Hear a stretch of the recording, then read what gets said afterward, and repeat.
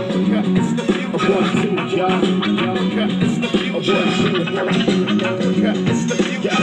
no future unless we build it now. There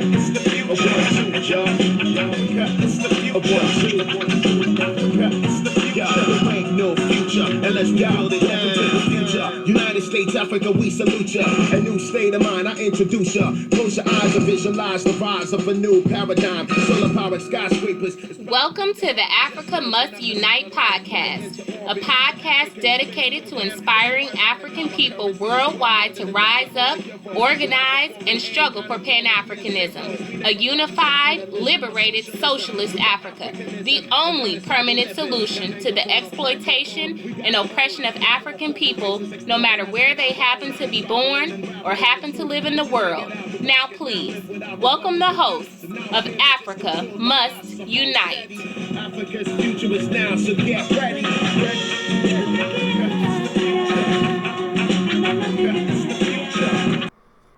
Pan-African and revolutionary greetings out there, everybody. My name is Mama D, and this is Africa Must Unite podcast for March 2022. And we are the Pan-African Revolutionary Socialist Party.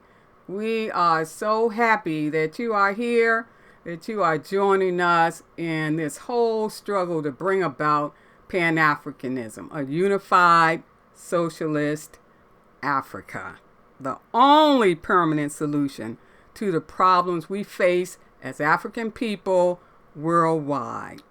So let us get started, as we always do, by reading important dates in our calendar 2022 for the month of March. And these dates we try to deal with not only just the emphasis is on people of African descent, African people worldwide, and the major contributions they've made to our liberation and our struggle, but also any progressive revolutionary people. So let's just look at what we have for the month of March. On the 1st, we have British signed peace treaty with Maroons in Jamaica in 1739. On the 2nd of March, Angolan Women's Day. On the 4th, Zinzi Miriam Makeba, South African singer-activist, was born in 1932. On the 5th, a strike by African women textile workers in racist South Africa in protest against slave labor and conditions in 1960. And of course, on March 6, 1957, Ghana gained political independence from British colonialism in 1957. On the 7th of March, FNLC, the Front for the National Liberation of the Congo, began its struggle to oust neo-colonialist regime of the puppet Mobutu in the Congo in 1977.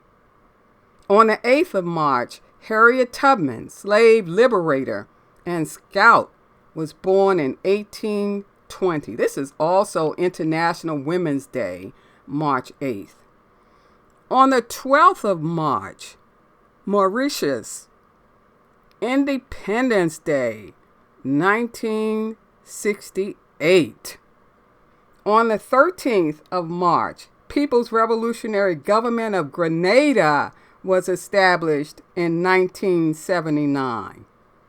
On the 16th of March, Organization of Mozambican Women was formed in 1973. And on the 19th of March, France defeated by National Liberation Front of Algeria in 1962, after 8 long years of war and over 1 million Africans killed.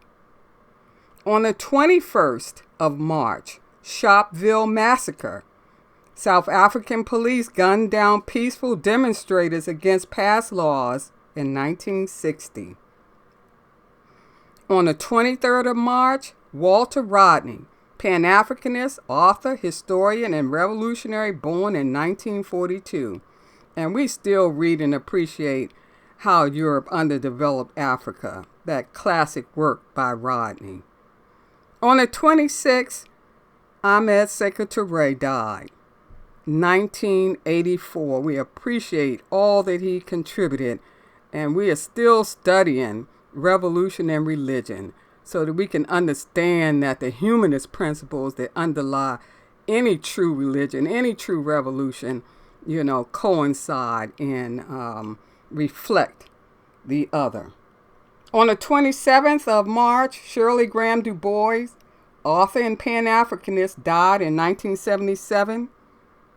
In 1870, the 15th Amendment of the U.S. Constitution, granting African men in the U.S. the right to vote, is formally adopted into the U.S. Constitution.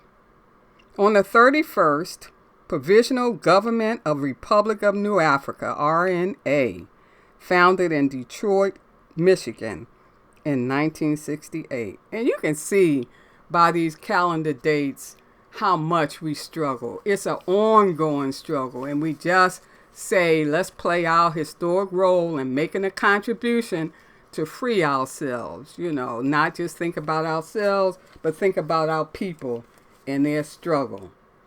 And all this year, we are dealing with something very important. Our 2022 calendar is dedicated to the masses of our people worldwide who are suffering throughout the African world. Only Pan-Africanism, a unified socialist Africa, can permanently solve our problems. We said that before and earlier. And all this year, our podcasts actually are following our calendar and highlighting states, countries that are on fire. The African world is on fire is the title and theme of our calendar. Where our people are suffering all over the world, we are looking at some of those states, some of those countries. And this month, March, our focus is on Ethiopia. So what we want to do is just read what we have for the month of March in terms of Ethiopia. And as I mentioned, the whole calendar is titled The African World is on Fire, because it is.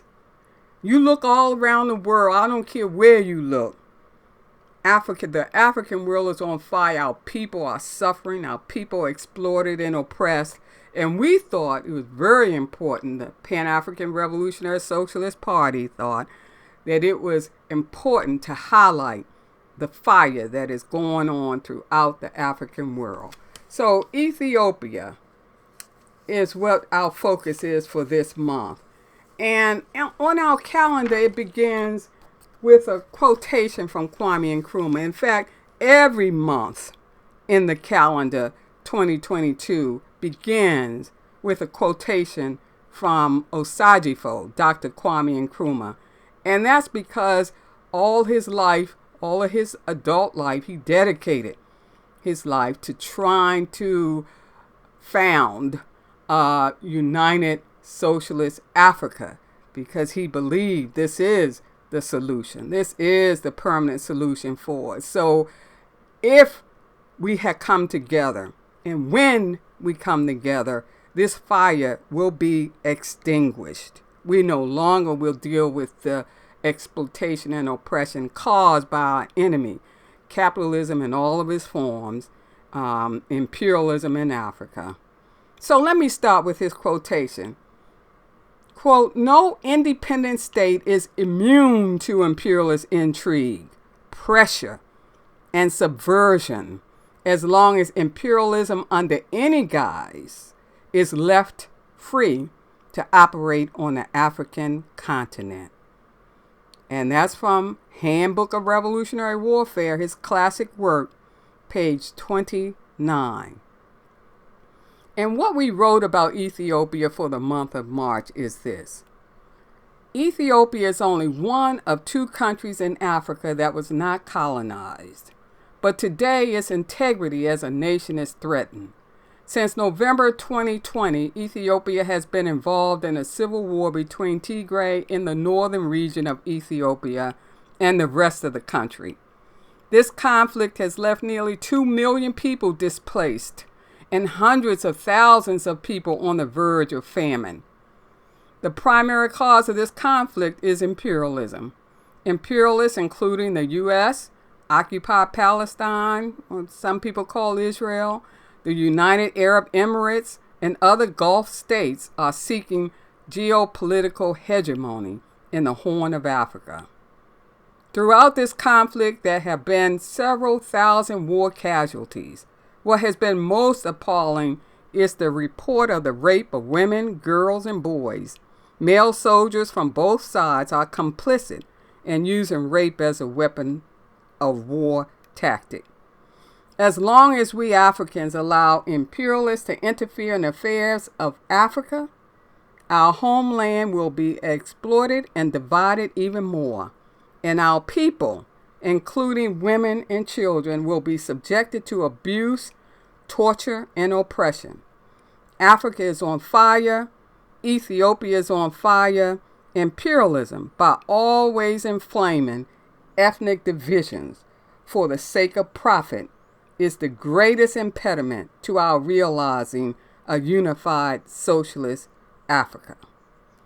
That's really the end of our calendar piece that we have for the month of March on Ethiopia.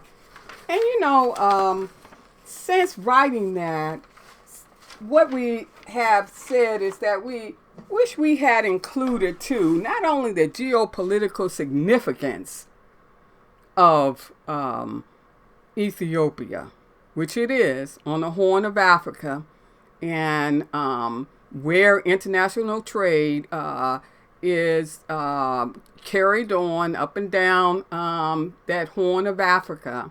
What we did not mention, and we'd like to mention now, is its rich deposits of coal, Ethiopia, tantalum, iron, nickel, manganese, potash, and phosphates, even opal and gold.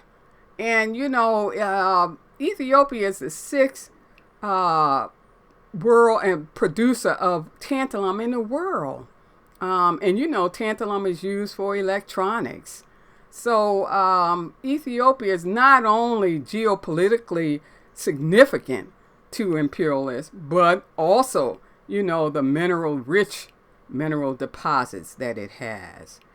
And the other thing, too, is that, we always say that Ethiopia is one or 2 states that was not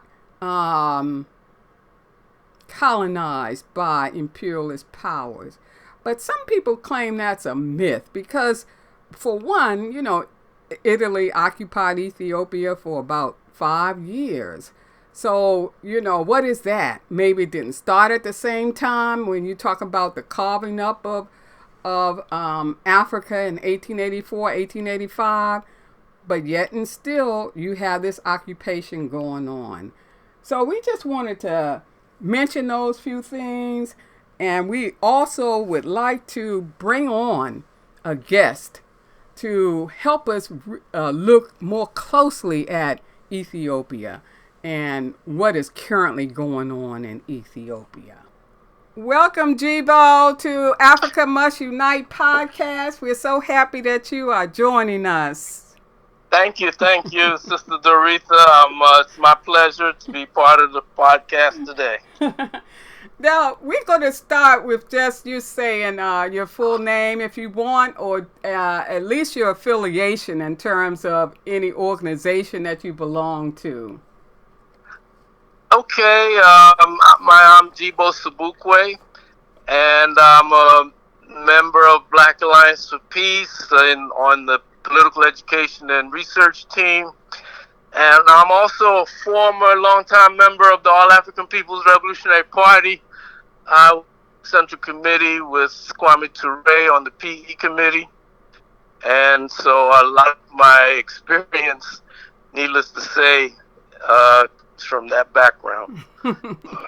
Yes, and some of us have our roots right in All African People's Revolutionary Party. A good I heard that. a good training ground for us all. Absolutely. Oh, that's wonderful. So we are happy to have you aboard, and we're just going to jump right in there and on Ethiopia. I gave a brief little something on Ethiopia that we have on our calendar for the month of March, but Okay. we know how much you know and your specialization, and so we want to ask you about anything that you want to mention in terms of a brief history of Ethiopia.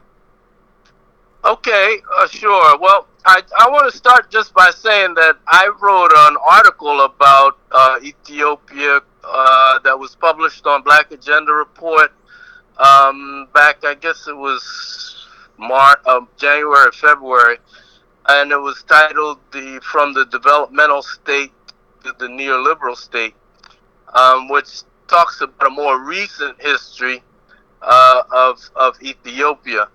So, as coming out of the party, I've been studying Africa for a long time. But for the purposes of our discussion here, I just want to go back to Ethiopia's history, which is long and complex. But Yes, I'm gonna give some highlights. that's excellent.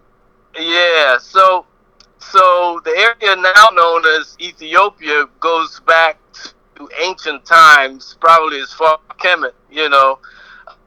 But most recorded history goes back to the kingdom of Aksum, which comprised an even larger area that included Ethiopia, Eritrea, Djibouti, and Somalia. Um, the African kingdom of Aksum was located along the northern edge of the highland zone around the Red Sea coast, above the Horn of Africa. Um, it was founded in the first century CE, or some people say AD. Flourished from the flourished to about the sixth century, and then it was rivaled by other groups, Muslim Arab groups that came from across the Red Sea. The history in these areas is very fluid because Africa is so close to the Middle East and Saudi Arabia, and all those peoples and cultures are very fluid and intermixed. So the kingdom of Aksum, lasted to the eighth century, and then it was rivaled by some other groups, but it resurfaced again after that. But around the 350-year mark, CE, current era, or AD as some people call it, they brought Christianity to that area, and that's an important mark because through the religion of Christianity, now this is the old form of Orthodox Christianity, Mm-hmm. um, that really grew out of uh, out of the Judaic tradition and even older African religious traditions. People who've read Dr. Ben know some of that history of how these all three Abrahamic religions go back, are rooted in Africa. So, but anyway, that Aksum king brought Christianity.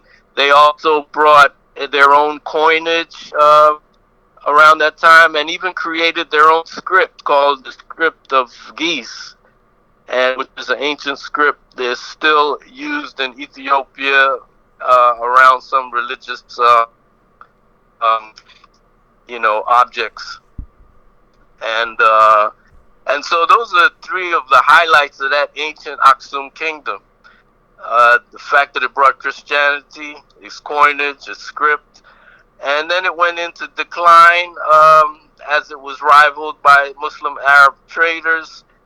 But it resurfaced again after about 100 years in the 13th century, a few hundred years, 13th century, and then it became the kingdom of Abyssinia. And many people may have heard the term Abyssinia as an old name for Ethiopia. So Abyssinia arose in the 13th century, and it was founded by what they call the Solomonic dynasty, which was a string of rulers that claimed to be inheritors, or claimed a bloodline that is traceable, that they say is traceable back to the King of Solomon in Israel. So, but Abyssinia, like most regions of Africa, was a feudal kingdom. We have to remember that these are all feudal kingdoms, and they maintained their feudal rule through warfare, religion, and all kinds of other means, which is common for all areas of Africa, really. But this kingdom of Abyssinia was a kingdom within the Amhara and Tigray ethnic groups that ruled over many majority ethnic groups. So this Solomonic dynasty, which was characteristic of Abyssinia, the Abyssinian Empire, was also known as the House of Solomon, was formed, and its members claim lineal descent to the biblical King Solomon and the Queen of Sheba. So as the story goes, the Queen of Sheba at one point visited King Solomon in Israel, and they had a romantic relationship and gave birth to Menelik the First after her visit to Jerusalem.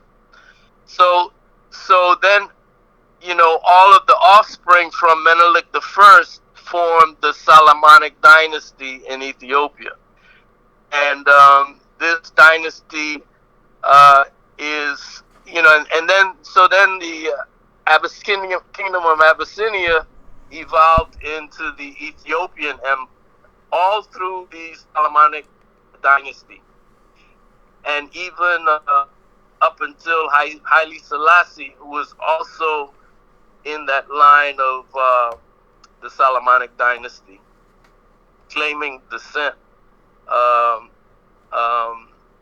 from the Solomonic dynasty as well.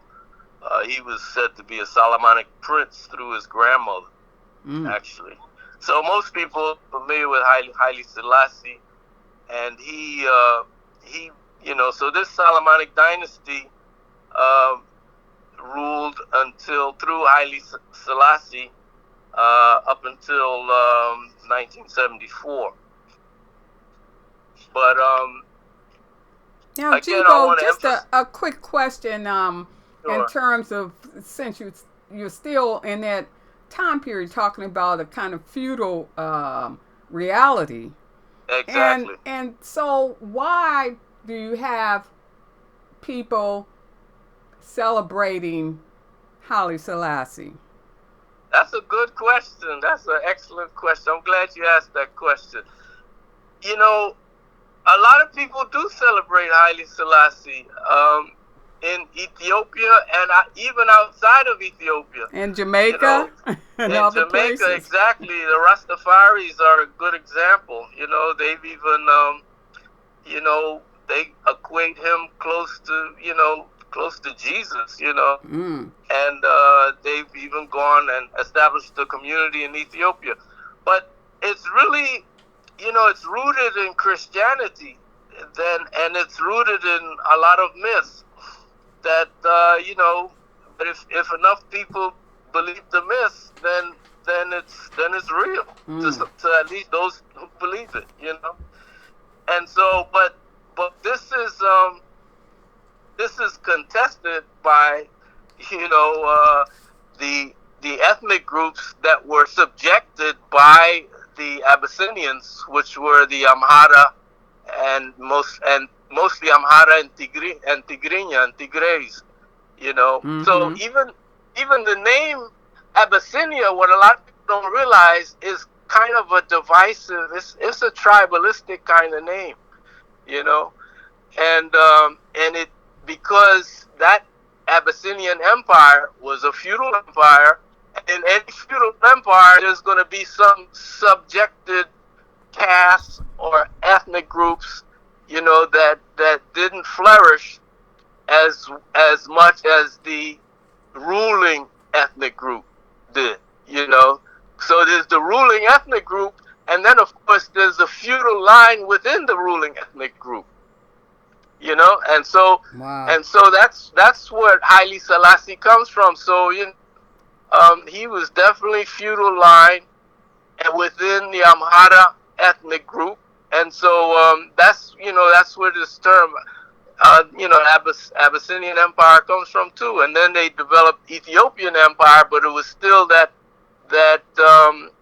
Solomonic line that was in charge. And many, there's some groups who have issue, because they felt that they were oppressed internally by that group, colonized internally by that group. Now they're Oromos, who are the largest ethnic group of Ethiopia. Some claim that, we were colonized internally before Italy even attacked Ethiopia. Wow. You know what I mean? Yeah, but I don't want to get ahead of myself. But you asked that question, so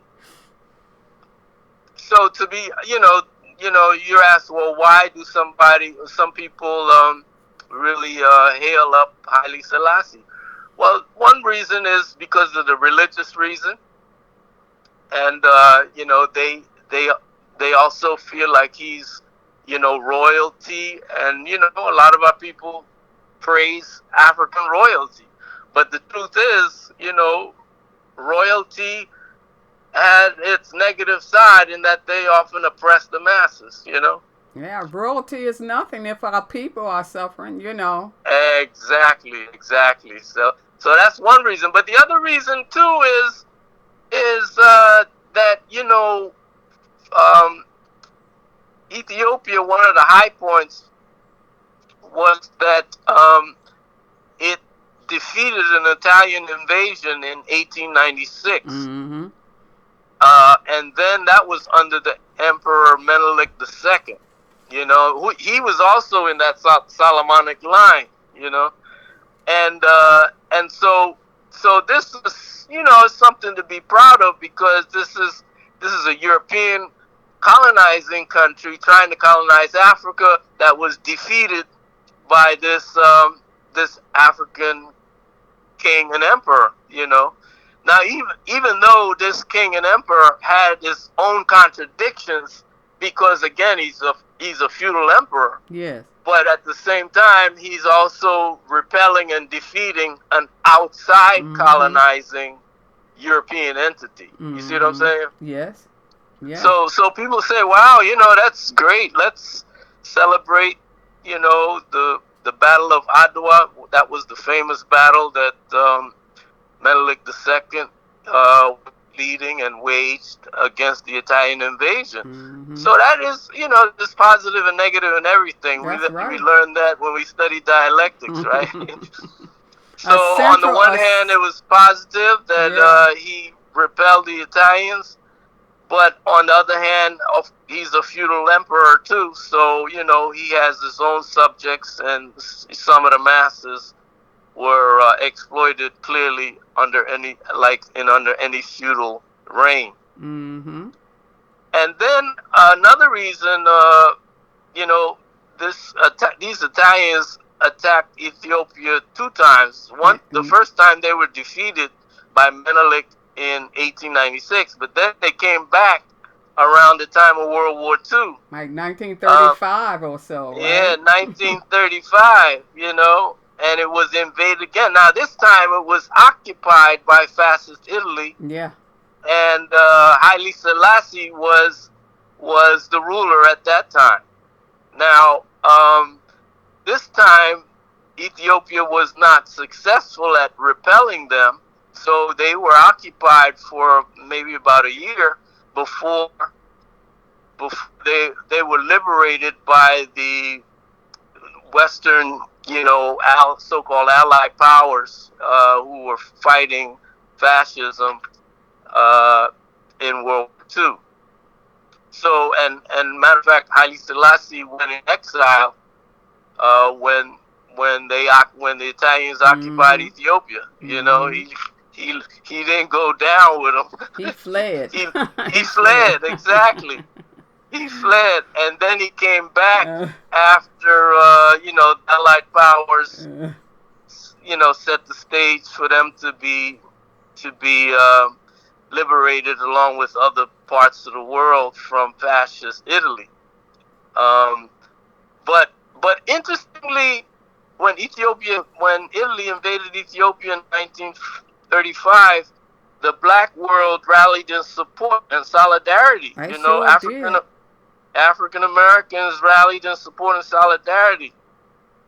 But a little side note, something I personally didn't know until recently, a recent article in Black Agenda Report, was that Marcus Garvey argued at the time that the black world was misguided and mistaken.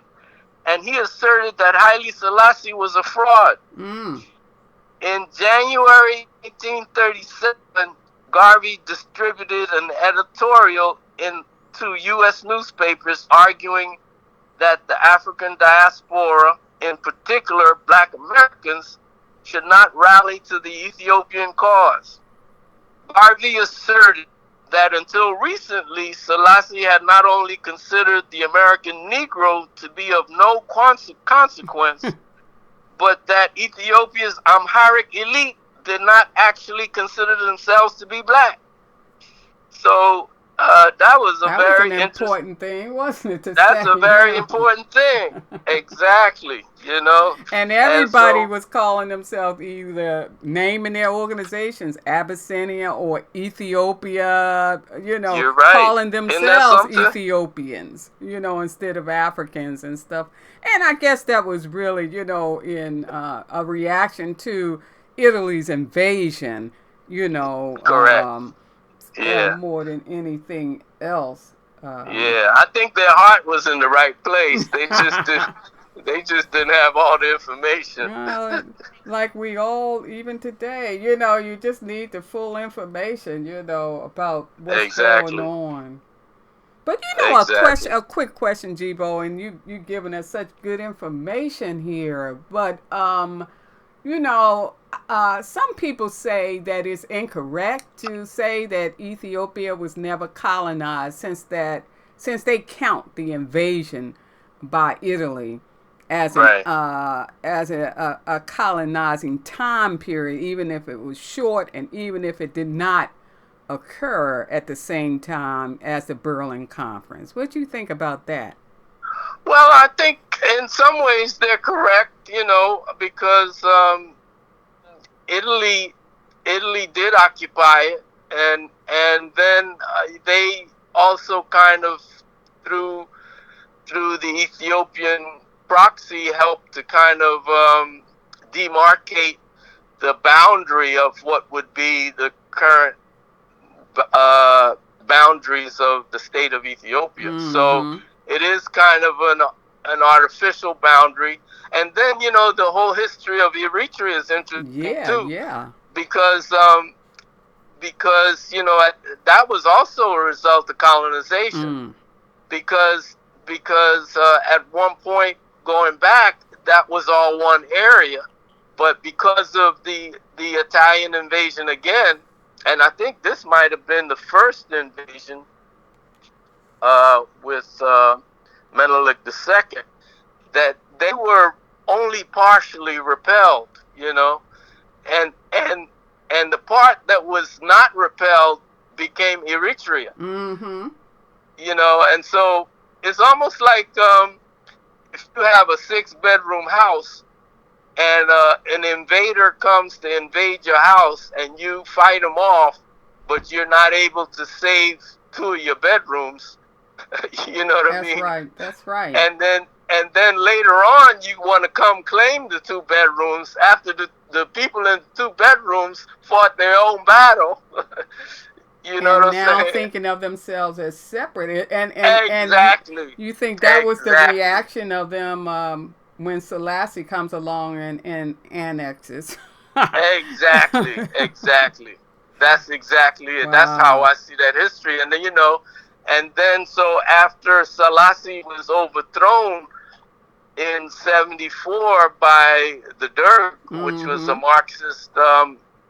A Marxist party supported by the Soviet Union, they started a war with Eritrea because then Mm-hmm. they wanted to claim Eritrea, That's as right. part of Ethiopia. And Eritrea said, "No, wait a minute. We fought our own anti-colonial battle. When y'all left us high and dry. You know what I mean? It's true. So the party, and we always said, well, Eritrea has the right to self-determination, Yeah. Yeah. and which I agree with. So that's why we never supported that. We always supported Eritrea.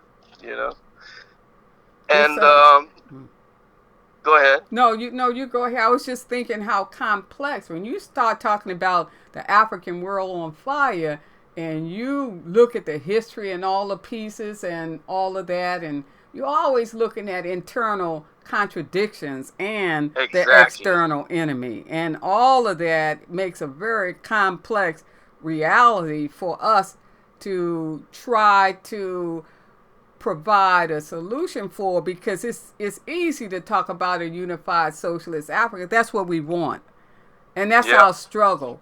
But we have to think about all these other things that have to be resolved or be in the process of being resolved as we unite.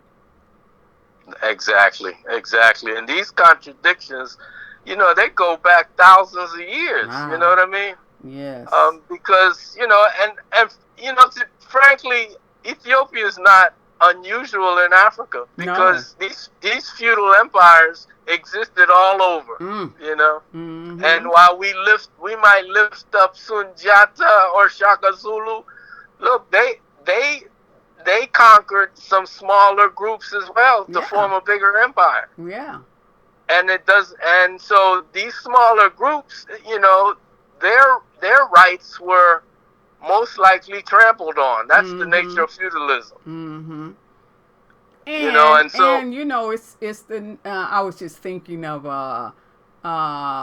Michael Williams' book, Tokes's book, the Pan African Imperative. And if you want to go back to Vincent and all these other works that talk about how the seed of Pan Africanism really started at home when you try to become a bigger entity, and exactly. just what you're saying, and you kind of dominate and conquer these other areas, and you become this larger reality.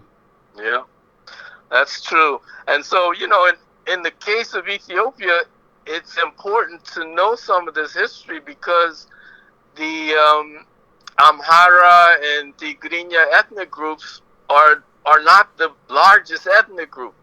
So it's always and a lot of times colonialism takes advantage of the internal contradictions. Always. Always. Always, Mm-hmm. yeah. And want to And so exacerbate it for their own profit, and exactly, same thing we see, in places like Rwanda with Hutus and Tutsis.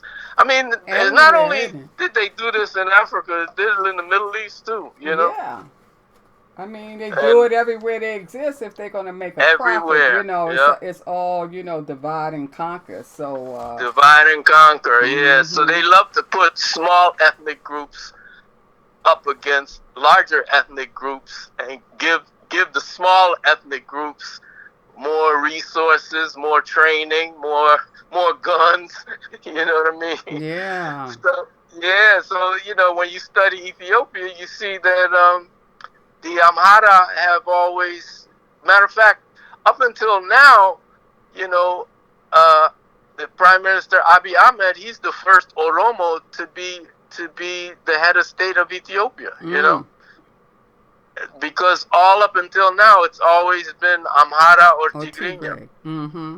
or Tigray, right? Mm-hmm. Um, and so, but going back to this history now, after in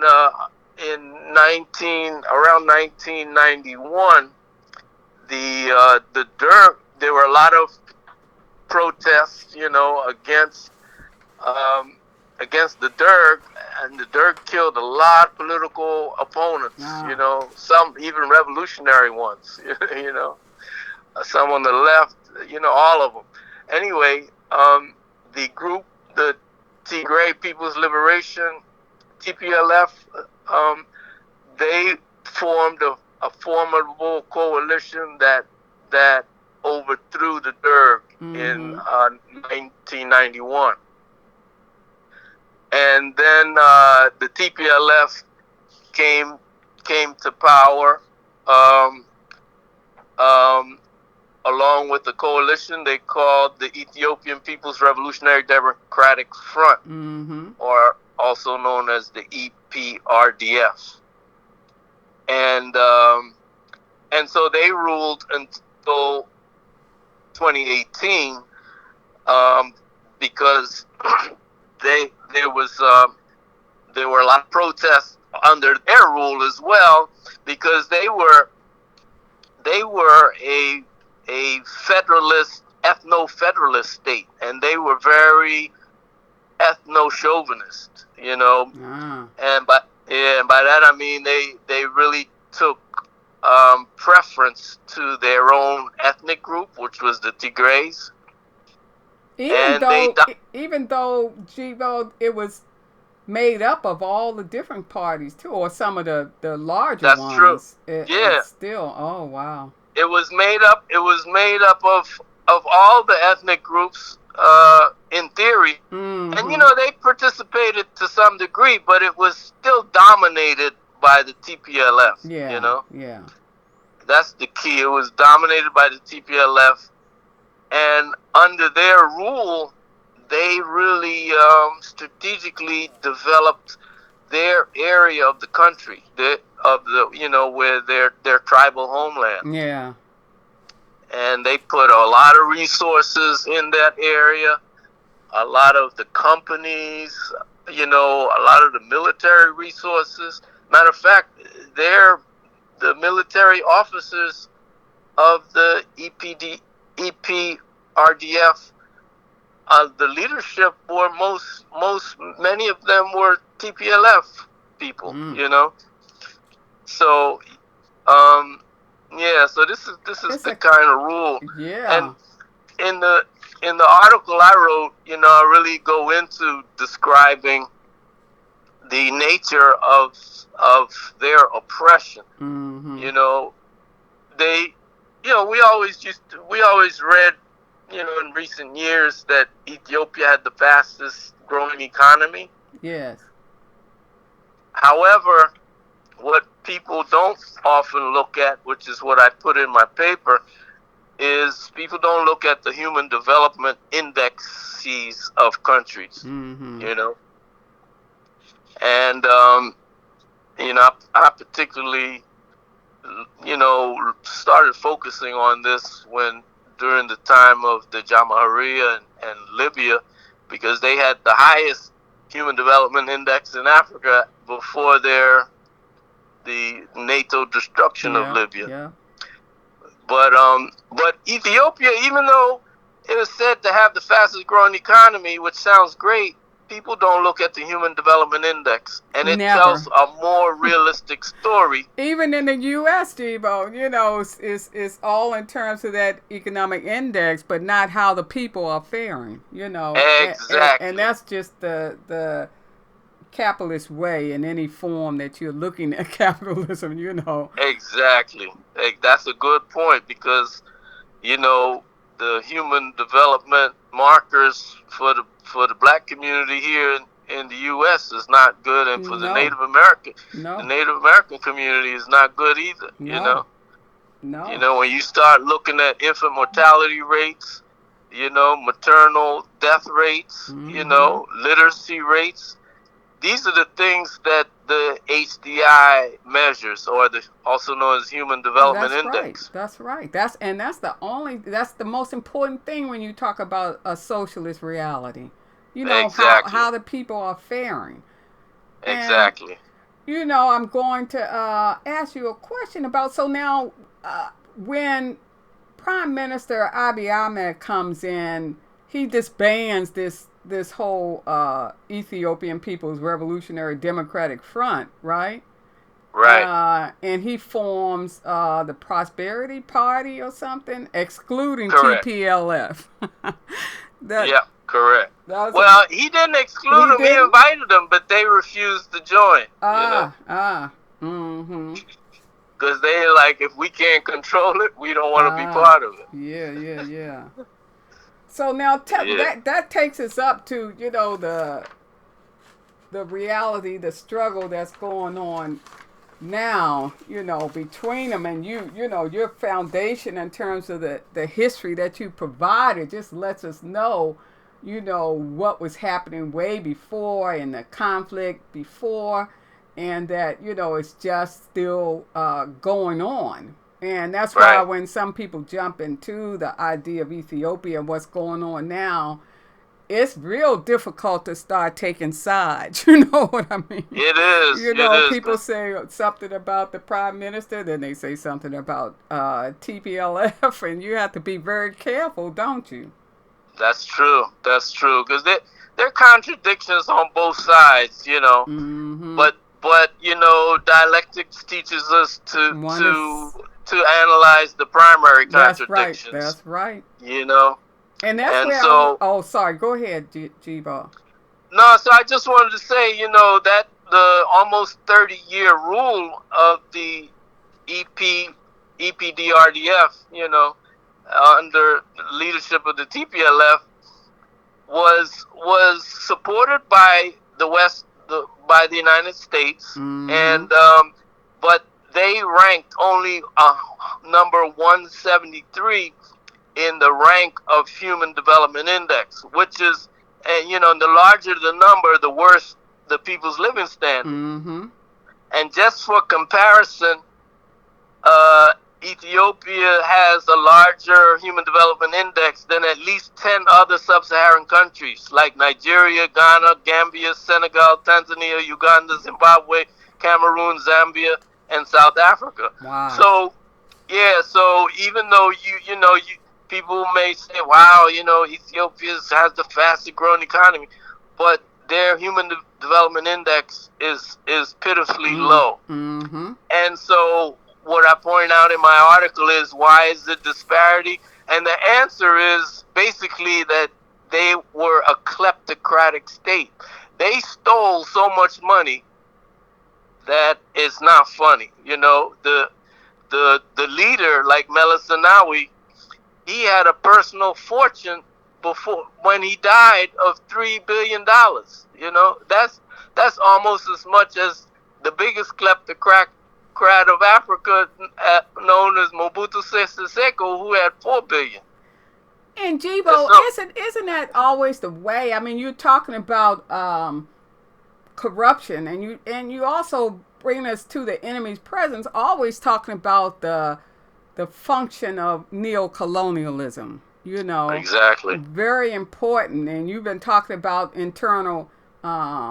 internal enemy as you move on now. And, Right. We also want to talk about that external enemy. And that's always a driver too of, you know, the creation. We always say as long as you got capitalism in any form, imperialism in any form, you're gonna it's gonna birth puppets. Do you know what I It mean? is. Yep. It's like you're raising them up like seeds from the ground, you know. So, but Yeah. I do want you to talk a little bit about that external enemy, the presence of imperialism, the role it plays in the Sure. contradictions inside of Ethiopia. Okay. Well, for example, um, during the reign of the EPRDF, you know, they had AFRICOM. They made agreements with AFRICOM. Just as the Abiy government hasn't changed that either. You know, and you you know, but most people are familiar with AFRICOM, which is really a product of NATO, Mm-hmm. led by the United States. You know, in an attempt to militarize the whole continent. Mm-hmm. And in 2006, just to give you one example, in 2006, the AFRICOM and the United States coerced Ethiopia under the TPLF-led EPRDF government to attack Somalia. And Somalia was then ruled under the Islamic courts, which was a more democratic, you know, government that they've had. Mm. But the United States didn't like it, so what they do, they get a proxy force, African force, to attack another African country. Yes. So talk about, since you talking about that, you asked about that external force. Yes. That shows you the power of U.S. imperialism. Yes, it does, and you know the whole point of why, you know, and we talked some in a calendar piece about the and today about mineral resources that are there, but also, you know, we always talk about, don't we, Jibo, the geopolitical reality of certain places that entice these imperialists to get involved in Africa. And Exactly. Ethiopia, you know, on the Horn of Africa, is such a place in terms of the enemy's desire to be there and be involved. And, you know, you know this book by Tim Marshall called The Power of Geography, in terms of the whole business of conflict, that we can never look at wars and not look at the geography as a decisive factor in all conflicts. And it's a very well done thing. But you think about that when you think of Ethiopia too, don't you? Absolutely. You know, I'm not familiar with the book, but Ethiopia and the whole Horn of Africa is a very strategic region for imperialism. You know, it's right on the Red Sea. You know, it's a big naval channel for commerce and, you know, all kinds of things. So that's why, you know, the United States has one of the biggest military bases in Djibouti, you know. Yes, indeed. So, so it's definitely very strategic. And they talk about these people involved in having a large foreign direct investment, even China, and followed by Saudi Arabia. Is that true? And Turkey, and some of these other bilateral investment agreements that exist between European Union member states and Ethiopia. That's true. That's true. You know, under the prior government of Meles Zenawi and the EPDRDF, they had good relations with China, and China was very instrumental in building their dam, among other things. Actually, they built a railroad, as a matter of fact, from Addis to Djibouti, because, you know, during the time, Ethiopia is still landlocked, but during the Meles, during the Meles regime, they were having a war with Eritrea, so they didn't have access to those ports. So China built a railroad from Addis to Djibouti for them, and well, I mean, it was with certain conditions that they paid it back. But so China was very much involved during that government, and also played a huge role in building the dam. Just a side note, Abiy's government just opened the dam last month in February, end of February. And it's now starting to generate electrical power. So a lot of people are checking that out right now. And hopefully it'll work, because it will be a big relief to the people in Ethiopia who lack, probably more than half the population lacks electricity, and women still have to gather wood to build fuel, and so it'll be a big it'll be a big help if everything proceeds without problems, which there are some contending forces there between Egypt and Sudan that may have some issues. They do have some issues, but so we'll see. It remains to be seen. But China was a big force in helping to build that dam. Also built the railroad and other things in Ethiopia. So now Ethiopia also has relations with Turkey and the UAE. And occupied Palestine, does it? Pardon me? And occupied Palestine. I can't get my mouth around Israel so much, so I'm still saying occupied Palestine. It does. Both regimes had relations with Israel, actually. Recently, Israel under Abiy, after the war with the TPLF started, they kind of held back a little bit. I think they're trying to see what the United States wanted them to do. But the TPLF was poised to take over Addis. But one thing that saved the government is their purchase and use of drones. Yeah. And those drones they bought from Turkey, and they bought some from UAE. And with the use of those drones, they've been able to beat back the TPLF. Because they were marching forward, Exactly. But they couldn't deal with those drones, those drones. Oh, sorry. Go ahead, Jubo. No, just to answer your question. So the current Ethiopia does have relations with UAE and Turkey. As a matter of fact, those countries, those Gulf countries, and Turkey. Turkey's not a Gulf country, but they have big influence not only in Ethiopia but in other African countries throughout as well. Africa now. When you think about it, think about the number of these countries in Africa that were not a part of the original Berlin Conference. Not these European countries, that are in there, and in the willingness of these countries to deal with some of these problematic places like occupied Palestine, to engage in some kind of agreements with these places.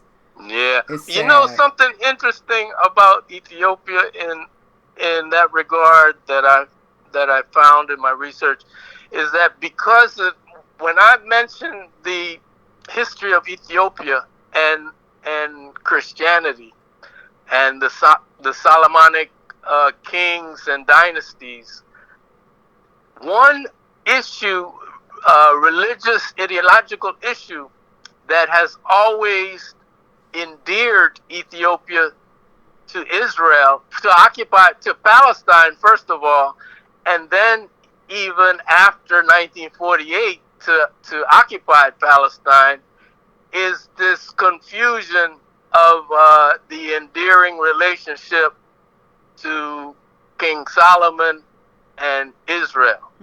So Ethiopia has been one of the hardest countries to conscientize around support of Palestine and the the imperialist and settler colonialist nature of Israel. They've had off and on relations with Israel going back a long time. Well, And that's very that's an important point. For us to remember, and I think we've gone quite a while. We're gonna have to just bring you back, Jibo, and have us have a true long and good history lesson. Period. But I did want you to say something, or we did, about the impact on the people, of the current conflict that's going on, the women and the youth, and if there's any progressive revolutionary motion that you see happening in Ethiopia today. So the impact on the people in any progressive motion. Well, the impact on the people anytime this war is hard on people, anywhere in the world. So, Ethiopians have suffered as a result of this war. But a few of the positive things that Abiy did do was he made peace with Eritrea. And that was a war that was a horrible war, that really,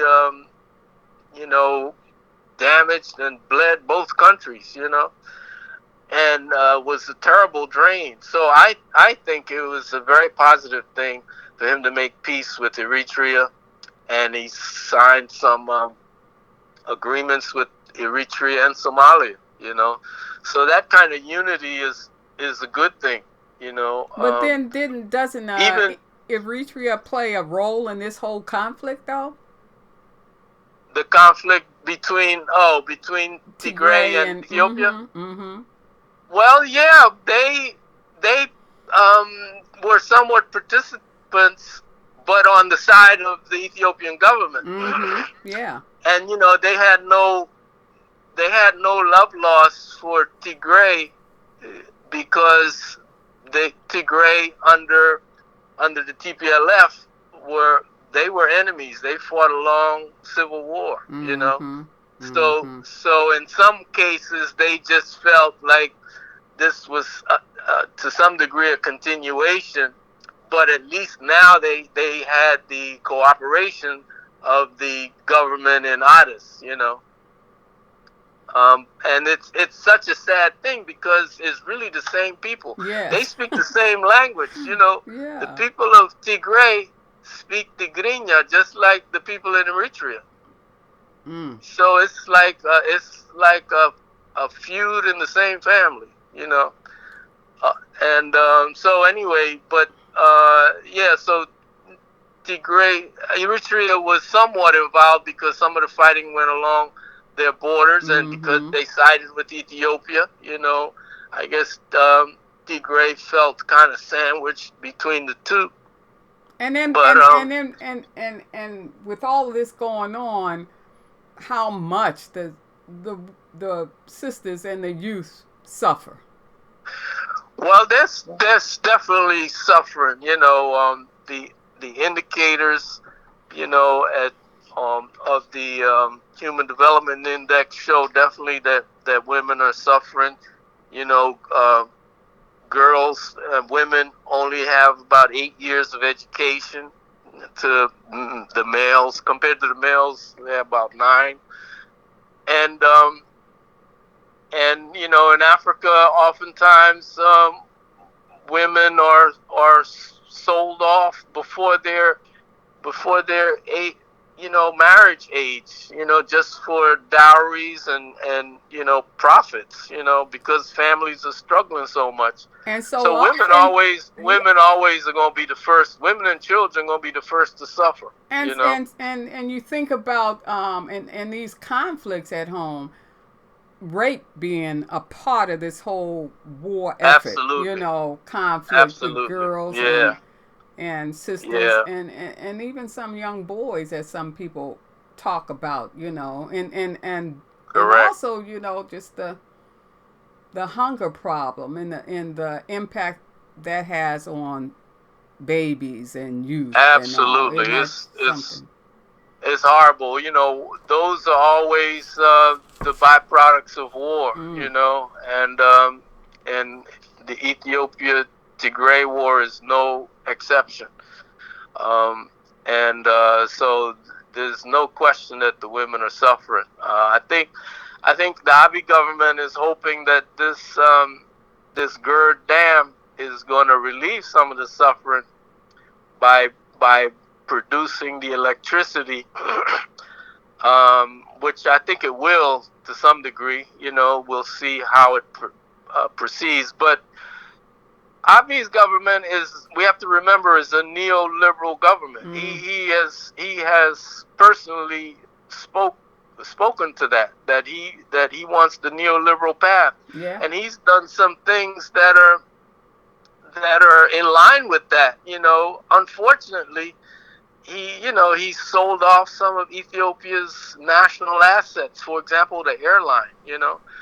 Ethiopia had one of the best African airlines. That was self-sufficient, and Abiy Ahmed sold like 40% of it off to private investors. And we say neoliberal, and we know, but for us, it's nothing but going the path of the capitalist way.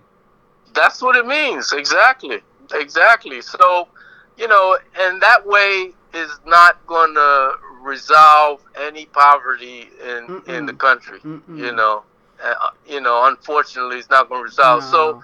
so even though he did some good things by making peace with Eritrea, and he's opened the dam now. The long term prospects are still grim for the masses in Ethiopia, So, Jibo, because the neoliberal path does not is offer no any solutions to the capitalist masses. path ain't never going to solve our people's problems.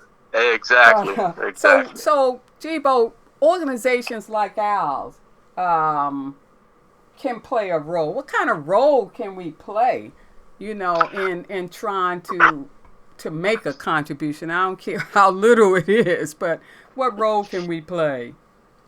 Well, one of the best things our organizations do is political education, to raise people's consciousness about imperialism and all its forms: capitalism, neoliberalism, neocolonialism, and also to seek out progressive forces in those countries and in their diaspora.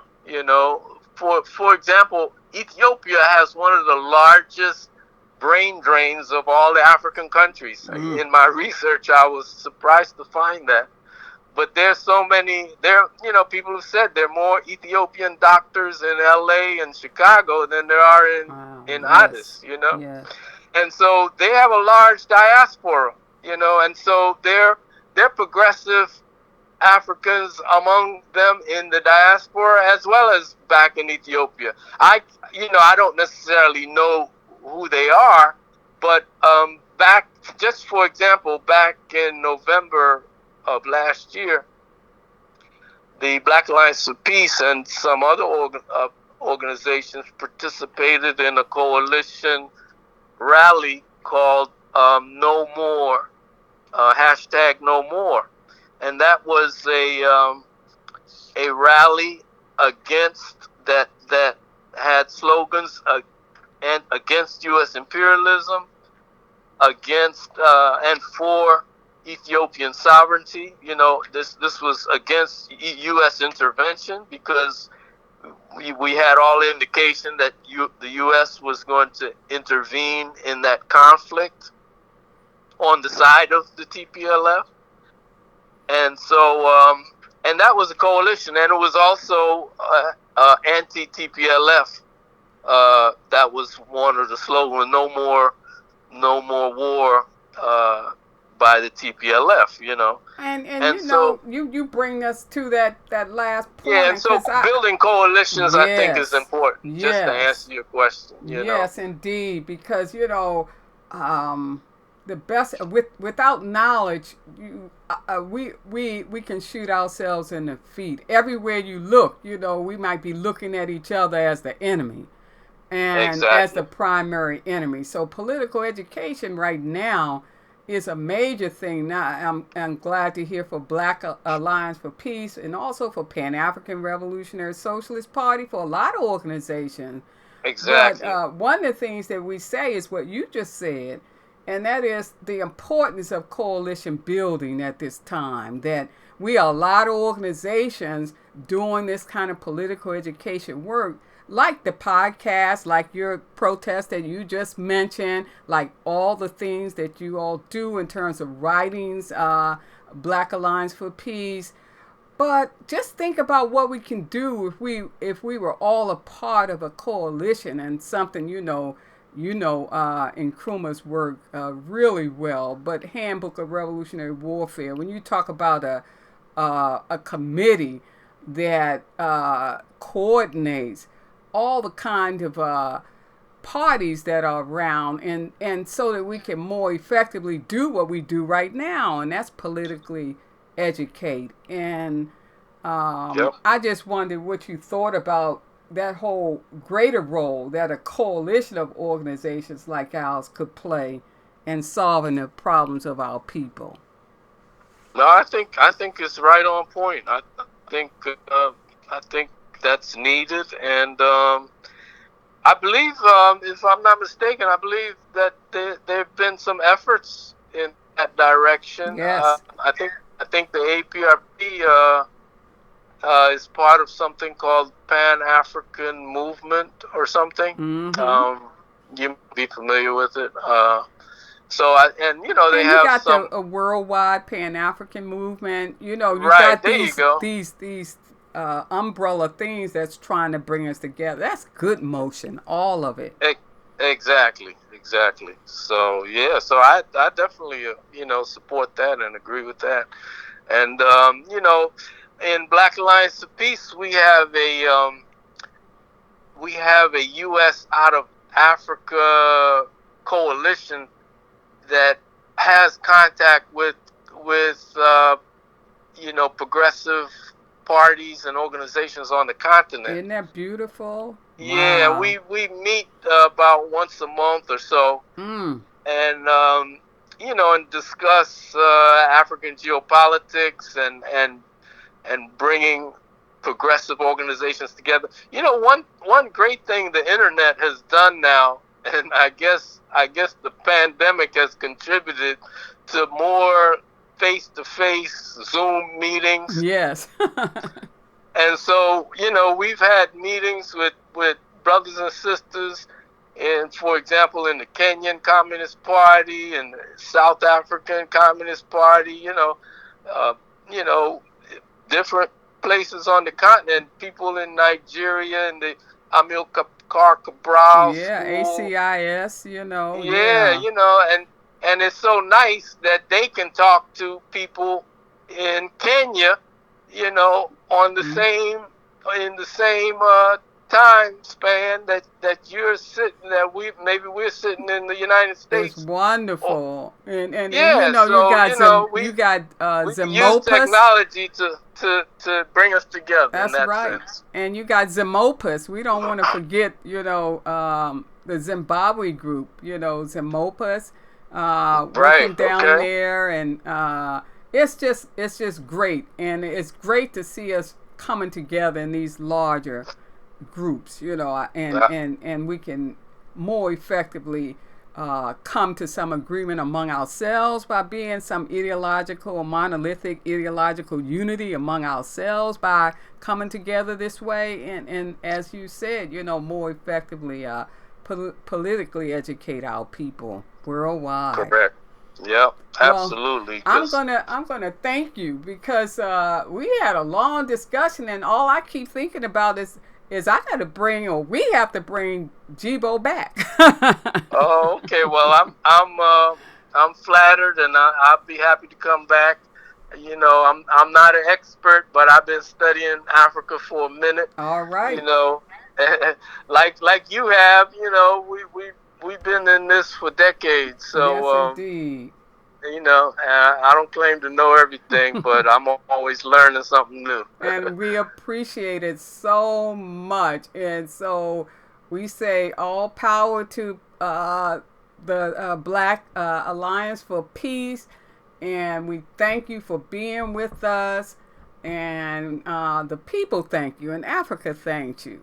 Oh, you're welcome. And I'm looking forward to all the good work from the Pan-African People's Socialist Party and all the other Pan-Africanists and leftist forces out there. I know that's right. Take good care of yourself. Okay, thank you, Sister Doretha. I appreciate you. Forward ever. Forward ever.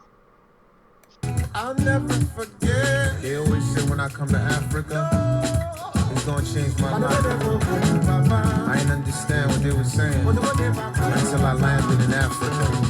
I'll never forget the first time my plane landed down in Africa. 10,000 people came to the airport so they can come greet the Rasta. Arrived at the hotel, drunk again and shout after that, called up my mother. I told her thank you, mama. Through all that drama you said I would make it, I'm an African. I'm so proud to be African. So proud. I'm so proud to be African. Oh, so proud. She's so proud to be African. So proud, so proud. She's so proud to be African. Nigeria, I'm so proud to be South Africa, Ghana, I'm so proud to be Liberia, Cote d'Ivoire, Senegal, Zimbabwe. Yes, so, as me and white left me jam me, yes, so, now so talk, we just they talk, about the things where they happen for my country. We say, it be like, say, these people don't they crazy, cause resources today, clean water, they light come today, bad road come today, don't be today, we done, they when yash done, they go back, don't be today, we done, they make politics and they try to strip our pride. I'm so proud to be African. Yes, so, yes, so. I'm so proud to be African. Yes, so. Africa now. She's so proud to be African. Yes, so. Yeah. She's so proud to be African now. I'm so proud to be African. Mali. I'm so proud to be African. Morocco. Namibia. She's so proud to be African. Egypt. Tunisia. She's so proud to be Ethiopia. Say hello to my black skin and shout it loud. I'm proud to be African and black and proud. Many years don't pass, no we don't know the truth. Many people don't die, no when no know the rules. We are the children of the chosen one. We never ever bow to Babylon. Cause resources today, clean water today, light come today, bad road come today. No be today, we done day, when yash done day go back, no be today, we done day, make politics and they try to strip our pride. I'm so proud to be African. Yes, so, yes, so, yes, so. I'm so proud to be African. Yes, so, yes, so, yes, so. She's so proud to be African. Yes, so. She's so proud to be African. I'm so proud to be African. Uganda, Kenya, I'm so proud to be African. Cameroon, Sudan, she's so proud to be African. Zambia, Togo, She's so proud to be African. Many things they happen for my country. All my do this about them they live for poverty. Make me a race, open up my eyes, stand up for your rights. Don't give up the Cause resources today, clean water, you know they, light income, you know they, bad road income today, no be today, you don't they, when you don't they for back, yeah, no be today, you don't they, make politics and they try to strip our pride away, yeah, yes, oh, yes, oh, yes, oh.